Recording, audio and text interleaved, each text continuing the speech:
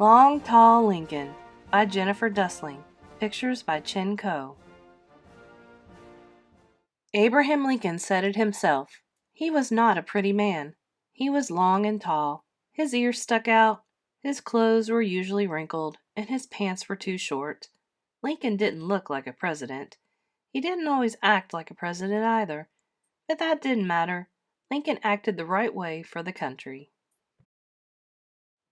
Most presidents were born rich. Lincoln was born in a log cabin. His family was poor, and he didn't get to school often. There weren't any schools nearby. Instead, Lincoln chopped wood and planted crops, but he loved reading on his own. "I'd rather read, tell stories, crack jokes, talk, laugh, anything but work," he said. A speaker came to town when Lincoln was a boy. After the man's speech, Lincoln hopped onto a stump and pretended to be the speaker. His friends laughed, and Lincoln laughed too, but he also found out he liked giving speeches. When Lincoln grew up, he had lots of jobs. He worked on a boat, he became a soldier, he owned a store, it went broke. He was very honest. Once he walked miles to return a few pennies to a shopper. He had charged her too much.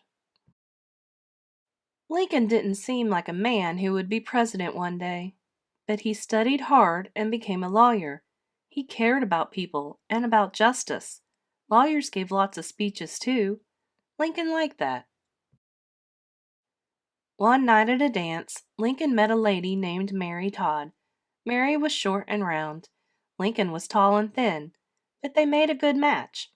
"His heart is as large as his arms are long," she said. Mary married Lincoln, and they had 4 sons. At that time, in the South, the law let white people own black people, just as they owned a house or a horse. Slaves were forced to work hard. They were paid nothing and were often hurt by their owners. Northern states wanted to get rid of slavery, but Southern states wanted to keep it. Lincoln did not like slavery. "If slavery is not wrong," he wrote to a friend, "nothing is wrong." To change the law, Lincoln had to join the government. He won some elections, he lost other elections, but he kept going.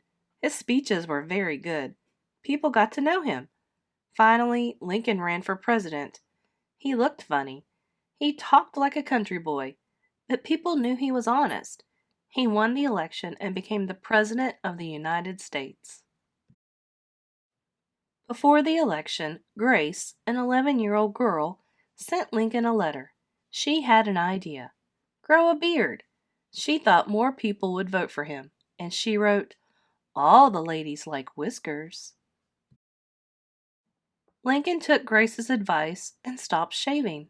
By the time he was sworn in, he had a full black beard. 1 month later, America went to war.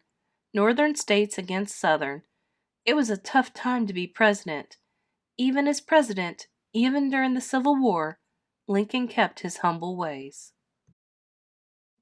Lincoln greeted White House guests with "Howdy!" He polished his own boots and kept joke books in a desk drawer. "If I did not laugh, I should die," Lincoln said. Lincoln was president, but he didn't always act like one. He wrestled with his sons and let them keep lots of pets. A pony, dogs, even a turkey. Sometimes his kids broke into important meetings. Other presidents might have been mad. Not Lincoln. The war went on.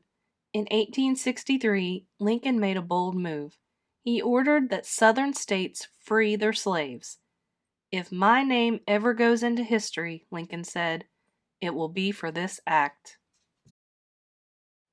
The South ignored the order, but up north, black men joined the army. They were ready to fight for their country and freedom. At last, after 4 long years, the South gave up. Slaves were free. Lincoln did not hold a grudge. The day after the war ended, he asked a band to play Dixie. He knew the song meant a lot to the South. When Lincoln was elected, many people weren't sure about him. He looked funny and talked funny, but people grew to love him. Long, tall Lincoln became one of America's favorite presidents. How he looked didn't matter. How he acted did.